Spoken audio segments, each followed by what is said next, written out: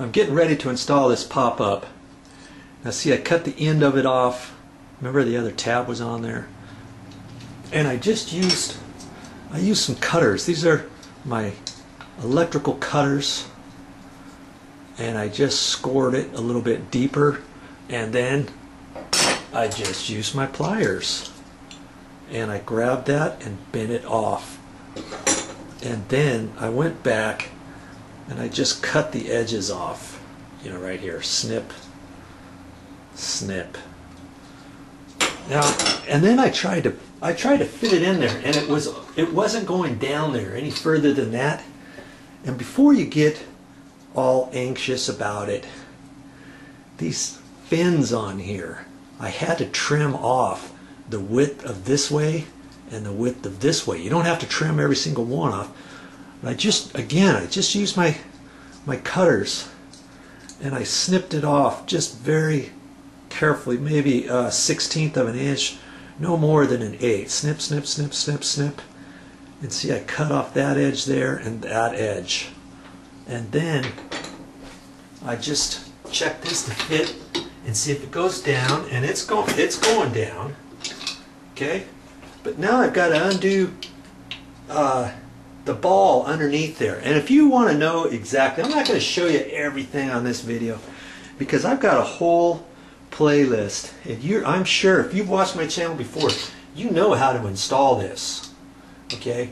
If you don't, go to my main channel page and I've got all kinds of stuff about sinks and how to clear out a sink clog and working with the trap and all that kind of stuff. Scroll down to the playlist and you'll find it. Now you see that's the ball and socket. The ball is inside there, so you have to undo this thread, and I'm checking this out and it's dripping ever so little. And every once in a while, if you want, you can go and check your sinks out. See, I can see that it's right there, and usually that doesn't leak unless you run the water for a few minutes. Okay, so I'm going to unscrew this and pull that out, and then I can pull it out and then fish it down there, you know, pop up from below, and fish the angle in the right place, and then push that back in there. Okay, you can do it. You crack me up. You still want me to show you how to do this, don't you? This, I just loosened it up with a pair of pliers. Righty tighty, lefty loosey. So as you're looking at it, you want to turn to the left. Loosen that up a little bit. And then unscrew that.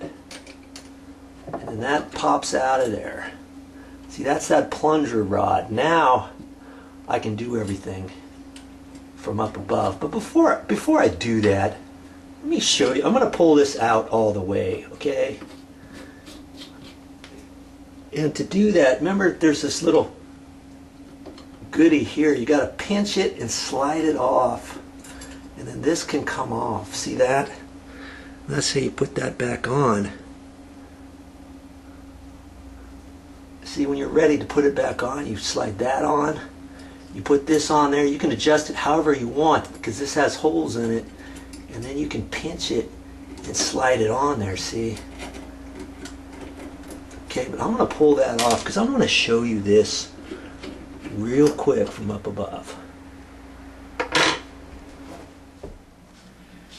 Now this is what I wanted to show you. This is just a plastic nut. It's got very fine threads on it, so when you screw it back on, make sure you don't cross thread it, because you could cross thread it and as you're tightening it you think, okay, it'll go, and then this starts leaking because you've cross threaded that. As you're screwing it back on, make sure you can do it finger tight. Okay, but here's another thing I wanted to show you. On some of these, there's a little O-ring that fits on here, and sometimes those go bad. Okay, then you can put a new O-ring in there, but this particular one doesn't have an O-ring, and I don't think it ever did. It just had some white stuff here, and it was probably some plumber's tape, some Teflon tape.